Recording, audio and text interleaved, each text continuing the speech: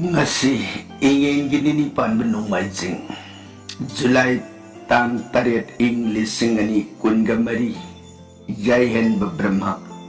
YouTube channel asigi question and answer wang paukum gi tauramda khoi punung putaramna okjai nasigi wang paukum lakutsari ahan buina nasigi lakutsari bu wang nasi Gopinath S.S. na Pukhat Pirak wang ni Gopinath na wang ungkak Pukhat Pirak ni ahan buwang da Dhruva Narda Jogendra Mapan na Pangamdraba hairibasi kari hairibagi Anisu buwang da na Krishna na Hanuman da Ramurti Omlak utkani haibado karamba matamdano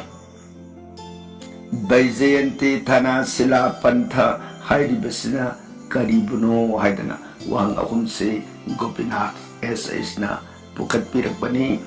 wang singasigi ahanbada Dhruva Narda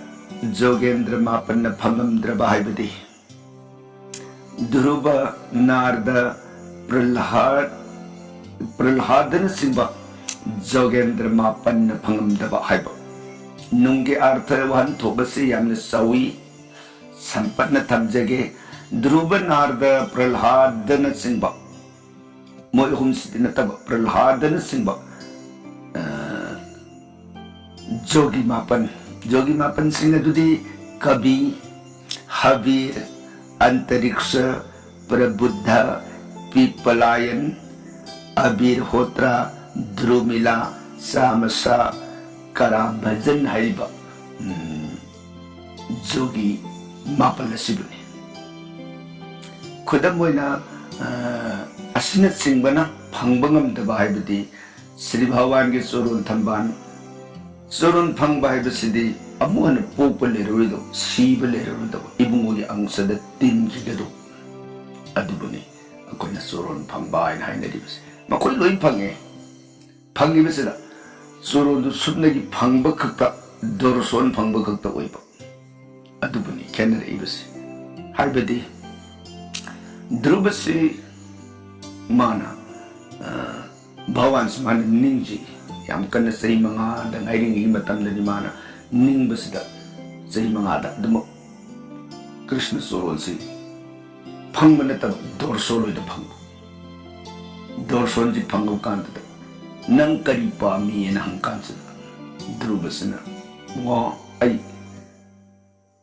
Pupita Ning Tauji Kongrai Tampang to the Amutang Pamba Pamjage Ino Utam Pambagum Pukta di Ima Suru Sigi Ayaku Waido I Tab the Kang but the Wai Aduna Pukta di Imagi Ayaku Misaido Tahan Bigan Wedan Nijabane magi Baran adi tahu bhakti do Soron do phangagi haina ninghi bana tahu adita thauja lai Parmeshwar no oh nang pamjari badmu phangwa dan bor do piramaga chakre aduna ma mayum da halaba kanda poktabi mama suru sido maduna mama suniti dagi hena luna sana tawre utan pada mapabung ni thaudo adu tabak do manau utam do adudagi hena nungsina utan padana masa dhrubu matambak pambiba phangki aduna maram moidana magi aroiba kanjor kanda ibungogi Soron tin gedu tinna dhruba lo kaidana mase lehin aduguna Pralhadasu adegi Nardasu panjekriba jogi sinasisu bagi aningba apamba mamangulena ningki aduna maram oidana Soron Thamban phangba ngamkhita moju lemna mangbadi menate mai log tongan leidana magun mayam sakti mayam putongdana adubu moi sangsar sida dum leidana Soron phangba haibadudi ibungogi angada ibungo mag oina popasibi yaudana leikiba adugi bhabadubani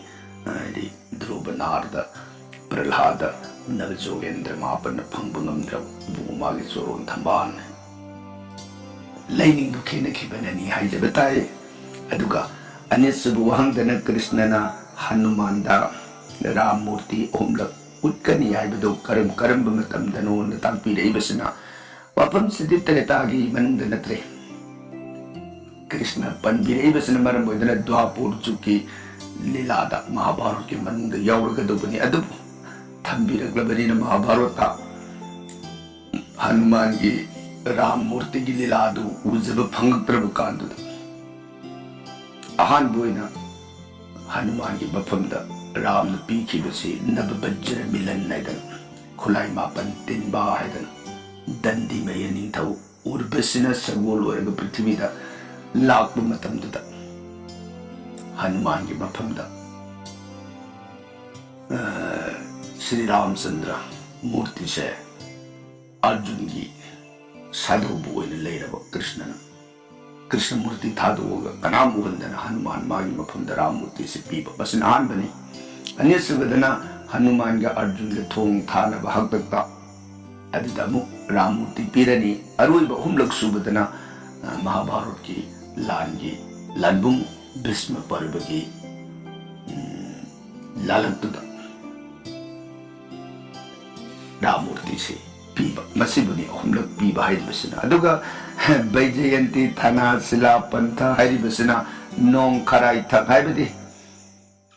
अकोगी आकाशता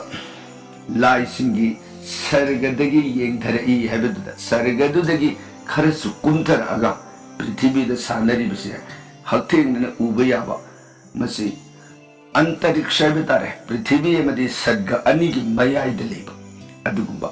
lysing तन लेबंगम अतोपनदी लेबंगम अदुगुंबा मफम अदुबनी बैजयंती थाना सिला पंथा हाइबस संस्कृत की शब्द ने वाह्य money हाइजब ताई समोदन Gopinath S की पाकुम से थमजरी ngasugi anisubada जोंदी बेसना खंगन बीर इबसना ब्रह्माबु सृष्टि करता हाइरिबसी मयक सेंगना खंजनिंगी सिनी अतोपा जोंदी बेसना अनिरक सुबोइना अमुकसु थाजिन बिरकपा वहंगदना रामायण का महाभारत का करंबना हानबगे अनि सि सही कयामु खेनबगे सिनी मथंगदा मु खंगन बिरइबसना लांद सिजनरिब मंत्र सिंह हाइबदि तेंदा सोलिब मंत्र सिंह मई थोंगनबा इसिंग थोंगनबा नुंसितन सिंहबा मखन मखन थोगलिबा मसिद सोलिब मंत्र सिंह अदु लाइरिकता याउब्रा सिनी लैरबदी हौजिकसिदा यामना मंत्र सिंधु कानगनी अमदी भारतना पृथ्वी जोई ngamlamgani haina khanjai sumoina jondi besna wang sing asi pukhatpirei jondi besna hangbirei ba wang sigi ahan bada brahmabu srishti karta haibadi srishti haibadi semba saba adubuni इंग्राजी दायरगना द क्रिएटर हाइबदा अदना मासे सेंबगी थबक माना दुम तौरबनी ना माइ मनुसी अकोइना लेसेबा हाइरगसु ब्रह्मा हाइबद्रगसु खंगबसे विष्णुना स्थिति योग अदुगा महादेवना संहारने मंगनब अदना सृष्टि स्थिति संहार अदना ब्रह्म सृष्टिना ब्रह्माना तौरे अदुगा स्थिति योगपसिना विष्णुना तौबा अदुगा संहार मंगनबसिना महादेवना तौबा अदुमोइदना सि हाइरगा मागी मिंगदु अदुम खंगनबो ओइबनिना ब्रह्माबु सृष्टि करता हाइबनी अदुगा अनिसुबदा हंबिरइब रामायण का महाभारत का करंबना हानबगे रामायण त्रेता जुक्ता उइकिबा अदुगुम्बा वारिनी महाभारतना द्वापुरदा ओइबा वारिनी मसे खेनबगी चांगसिदी असुमना थमजगे त्रेता त्रेता जुग की अपुनब सही मसिंग असि लाख तराग निथोई लिसिंग तराग तरुकनी हाइरिबा सही मसिंग असिना त्रेता हाइने को जुग की सही मपुम सि ओइ अदुगा द्वापुर की अपुनबा मागी जुग सिमगी सागदब सही सिना लाख निपान का लिसिंग हुंफु मरी ओइ अदुना त्रेता की सही लाख तराग निथोई लिसिंग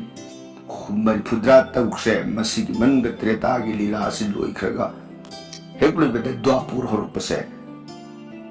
सिदा सही लाख निपान के हुंफु मरी सिने द्वापुर की लीला मतम जे सानरम अदुना अमदुगी लोइबगा अमसे दुम होरपा सुमाइना मदुदा खजिक खजा हेदु हेंजिन हाइबदी रामदु पुक्कदोब लीला से याम ममांगदा मागे सूर्यवंश की पुरोन से अदुम चथराबने अदुना राम सिने सरगारोन ओइग्रा मतुंगदा मागी मसा लबकुसे की पेरेट फावबसी अदुम त्रेता से लोइदना लेगिदोइनी अदुम ओइदना सोमदसु द्वापुर की महाभारत लीला से कौरव पांडव की लीला से मखोई पोलुत्रिंग ममांगदा अमथक्ता चंद्रदेव थासी पुपदगी मतंग वरी से लापदुना येंग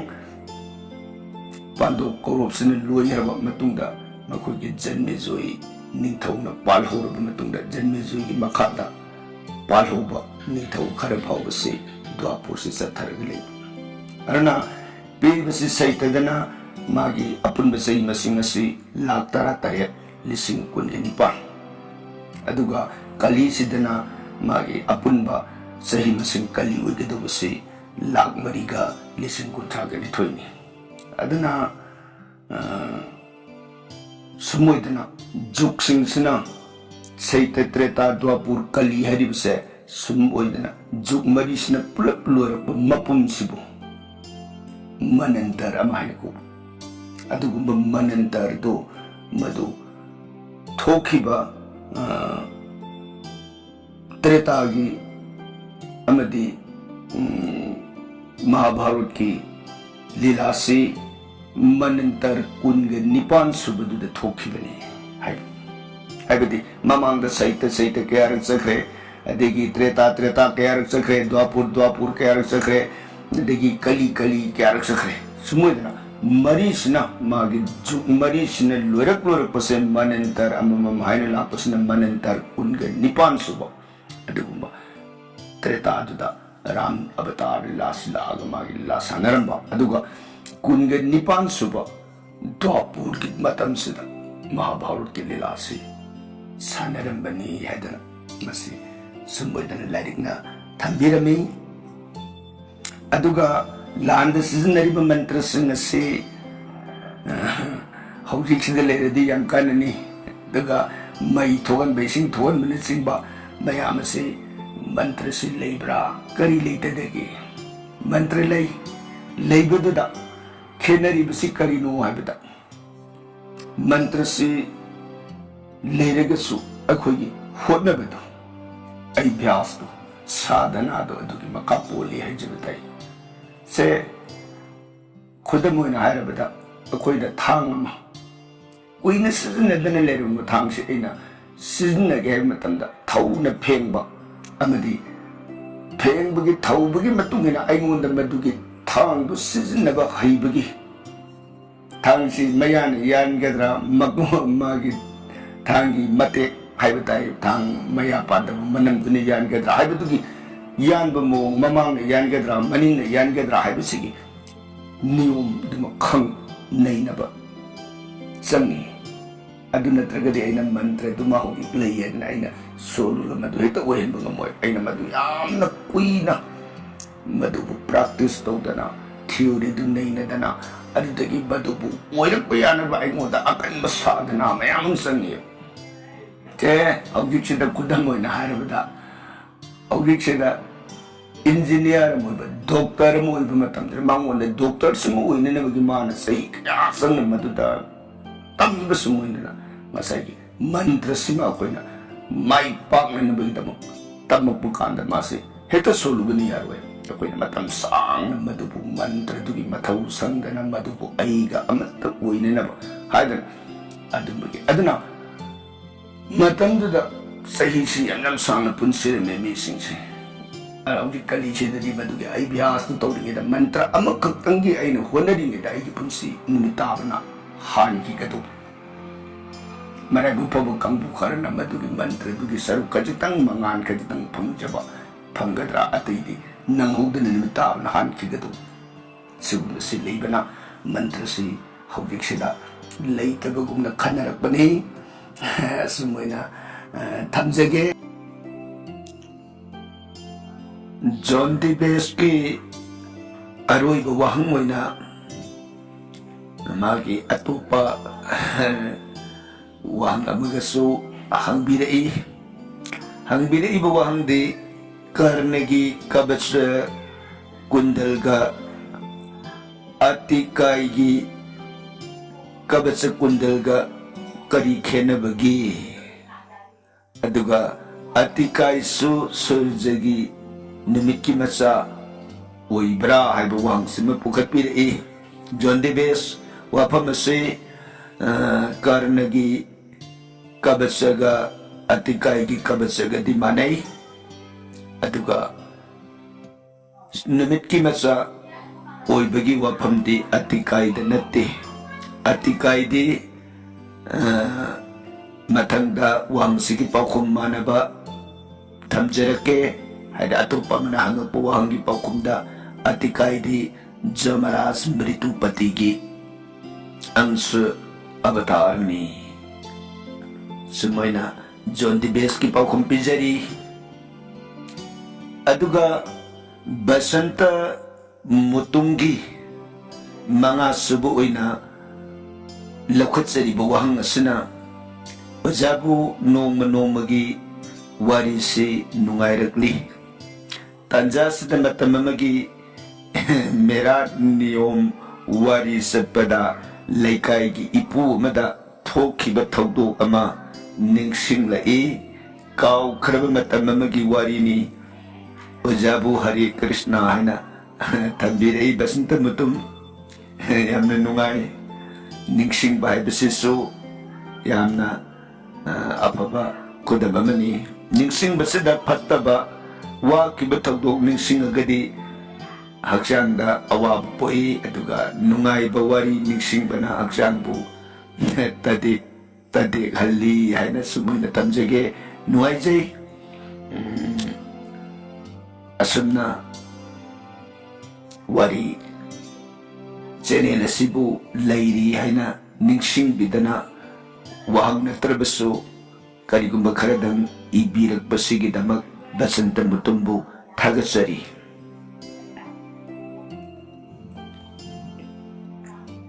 अदुगा निंगसिंगजबा अमतंग नुंगसिजरबा चैनल असिगी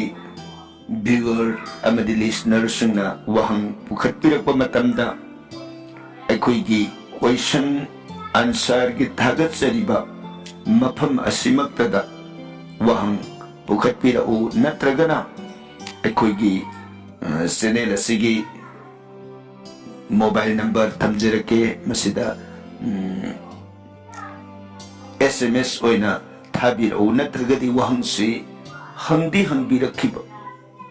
अखोइना मदु मार्क तौहौदबदगी हाइबदी serial number si akoina episode si 1 digi hojik samaga tara tare phawba thagat sare ibisida episode 1 to adoi di yenguraga wahang si hang jin birak bagumba natragana atopa 20 gumba bare 30 gumba yenguraga wahang si hang jin lakba mayam da koina kadai wai da wahang leibage si phak bada thi bada othona awaba mai badu mayu nare maramaduna यारगदी Wang पुखत्पिरकबा मतमदा अखोइना question अवार की आइबदी question answer की मापा सी खक्तदा नत्रगना SMS ओइना कोई SMS number दे 9856385870 अमुका ननसिंग जगे करिगुंबदा number C हेक ताबदा वाटौबा ताबदा नंगौदबु ओरगसो अखोइगी channel असिदा link number से यावनी 9856385870 पुनमपु थागचरी जोंदी base की वांगी पाखुम अदुगा ताइनरकपदना रूपा ब्रह्मचारीना पुखटपिरकपु वांगसना अतिकाईगी कोपु प्रयाग गंगादा थादबिरिब करिगिनो अदुगा वारीगी ममांगदा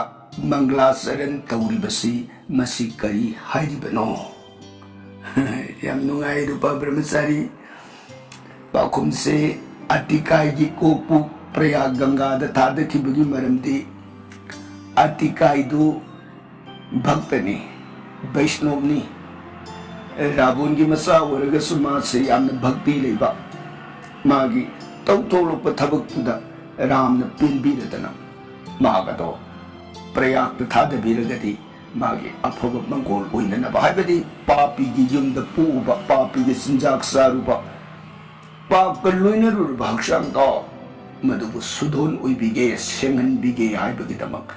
प्रयाग गंगादा श्री राम थौजा लेबी इबुंगोदुना थादबिखिबनी अदुगा अमुक खनबे याबना ngसाइगी अतिकाईदु रामदुना प्रयागतंग थादुरदरगसु मागी अंशद सिंसिनबिखिबा यादबरा हाइग खनबा याय मदु यादबा लेरी करिगिनो यादबा लेबदि अतिकाईसि ममांगी मपुक्ता मासी जोमराजनी मृतुपति असिबगी लाइस मागी मफमता आनी मंदैबा हाइरग खंगनगरबा मानदैबा मुनीना सापीगी नंग पृथ्वीदा मियोय मपोक होमलक बोय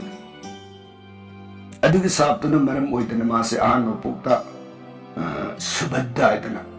विधवा पुत्र लुखराबी मसा ओइना पोखरे मधुदसु मा भक्ति याम लई धर्म मयाम तौरमी अदे अनिसुब मपोक्सदना रावण की मसानिपा अतिकाई ओइना अमु पोरे अतिकाई सिगी लोइहरु मतुंगदा अमु द्वापुरदा बिदुर ओइना कौरव पांडव की मखुरासी ओइना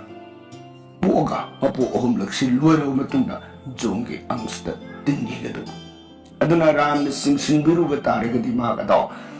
जोंगे अंशदा संग यारोइदो अदुना मागेदि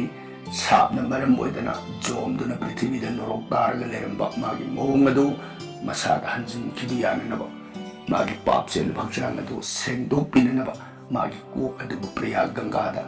थादबिखिबनी सिदगी मथंदा हंबिरैबा वहंगसना वारीगी ममांगदा मंगलाचरण तौरिबसि करिगिनो वारीगी ममांगदा मंगलाचरण हापिबसिदि मंगलाचरण हाइबगी अर्थदि बेनेडिक्शन हाइबा मंगोन की खोंजेल हाइबा नत्रगना prayer for the success of anything हाइबा करिगुंबा हिरम अमगी मंगोल ओइननबा सोनजबा सक्सबा अदुबु अखोइना संस्कृत मंगलाचरण हाइना खंगे अदुना नसिद पीरिबा श्री रामं लखमनं पुरभजं थीरिबा मंत्र से मंत्र दुबदी पल्लरोय नीति की एपिसोड खुदिंग की औबदा हाइरबनिना मागे दुगी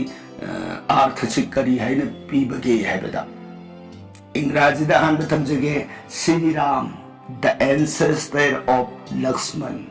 the base of Raghu the beautiful husband of Sita Kakust is compassionate treasure trove of virtues. There to Brahmins to righteous. The King of Kings, true to his promise, the son of Dasarath. Dark blue skin of a peaceful figure. I salute Ram, the delight of the worlds, the crown of the Raghu dynasty, the enemy of Ravan, Lakshman, the bowman on the right, and the auspicious Janaki on the left. I will call him the best of the Raghu dynasty in front of me. O Ram, to Ram, the moon to Ramabhadra, to the Creator, O Lord of Raghu, Lord of Sita. Masana magi Manglasuru na dubuni. Sida kari hari bagay bida Sri Ram Lakmun ki mayamba, Raghu sagay ki athoiba, Sita ki mabungu ningtijaba, thoidok na thawjal haiba, gun ki tungna pham oiba. Brahman sing bomadi dhanma bunung sibi, ningthau singi ningthau oiba, asum bagi damak wasaksep, Dasharat ki masa, sangba na bakusu oiba, santi ki satam oiba. Ay na sangsar ki nungay na pham oiba, Raghu sagay ki kok ilayteng oiba, Phatta garabon ki yet na oiba, na pham da kurumzari. Ibungo ki yetta, lirung paiba, Lakmun, Thogan, Uida na manggal ki masak oibi, Sita ng ngalib, Sri Ramasandrabu, kurumzari. Ay na Raghu bangsa ki athoiba mahapu, ay ki imam sida nusi na kauzari. He Ram, Ram, thajagum meng na pajaba, punama pusambiri ba, He Ram. Sibuni, Manglasaron, sida, sakiba, mantragi, nungi oiba artsi. Makatarag pada panggo bharamati brahmandang ay tire ibaduna, adudi Manglasaron na tre, aduna guru bandana kawi, habadi, guru bu kurum sabu. Prayer to preceptor, lamely wandering the universe, foolish for the sake of the Vedas. I worship that Guru, the Lord, by the slightest trace of grace. Makung tik ba na Brahmanda si bukoy halip, apang ba na Veda bukang haliba, Guru gitawjan adunani. Isawar gimasak oy ba Guru bu nanay na, Choron the kurum zeri. Sumoy dana masagi Manglasaran do sa abamatungda guru bandana sibu saksar abamatungda ay na solakadori ba lirakadori ba wari adugi soida ngamda na ba manggol oy na bagidama haydana Manglasaran hayga punna subsina guru bandana gi wapam sidi pallu draga suwaydana sumoy dana Manglasaran na si saksagani matangda pukat pira ibu wang asna user WX45W8 na pukat pira iba wapam sina lay kidraba oja jugindro da wari si tambi hoba na tra haina pukat pira i hoy lay kidraba gi nung siraba siri gurudev yumnam gi oja jugindro Yumnam Hidrom, Magi Lepamsi, Lakshmi Bazaar Haidana, Mapam to the Ozasi Lerami, Ozadagi Tamjahobani, Ozale Kidre, Tagasari, Ozagi Ming Panduna, Ozabu, Ikai Kunaba, Pongdog Pil Pakizapa, Hana, Tagasaba Pongdoksari, Aduga, Hang Birklibo Wapamana, Hanumangi. Picture amadi murti da gada paiba ui Manipur ki wari libasin na di gada paihandri basi karigino haiba wang se pukat pirak panisami wapamasi akoy na liri ba wari si haibatay wari si Ramayan sa daleri basi Balmiki ni iba Ramayan si dagi tongan ba Ramayan si matang makoy na paruraga nainaruraga magi uiba motak kabisina inaraba se Balmiki na ihalana igiba Ramayan si Kritibasina amuk magi mabuk nina kare semgat sadok saraga amuk naun itoropa adabna Kritibasi Ramayan haraga kangnare adagi amuk Tulsidas na amuk mana amuk Balmiki Ramayan si nainaro matungda mana amuk semaga amuk iba Sumutog-dana Michael Madhusudan Dattanaso Magi di Ramayan hani iba natin mega natin po dahil na iba ni Maduda Ramayan sige mapung mabita dun iba Magi pandam budi minton budi mega natin po da haiba सुमोइदना तोंगान तोंगान इनरक्पा लाइरिक्सिंदुगी मरक्ता हंदकसे कवि यामबनिना कवि सिंदुगी तोंगान तोंगान बु मोट की मतुंगिना गदा पाइबगी वाफम से फोंदोकपो ओइगनी तसेंगना हनुमान गदा पाइबगी वाफम से कुबेरना हनुमान की मफमदा गदा अमा पीखिबगी वरिदि लई अदुबु हनुमान गदा से सिजनदबा हाइतारे कदाइदा वाल्मीकि ने इब रामायण सिदा याउदबु अदुना लीजरिबु वरि से वाल्मीकि की रामायण सिदा मपुंग ओइना अदुगा कृतिवासिगा अनिसी समजिनरगा टाइडअप तौरगा मणिपुर वारी से लीबसनै मरमदुना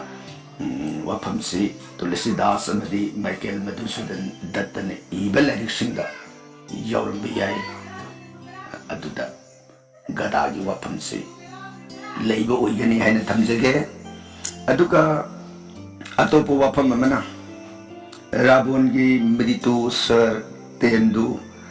लंका मई साकप मतमदा करमना तौबगे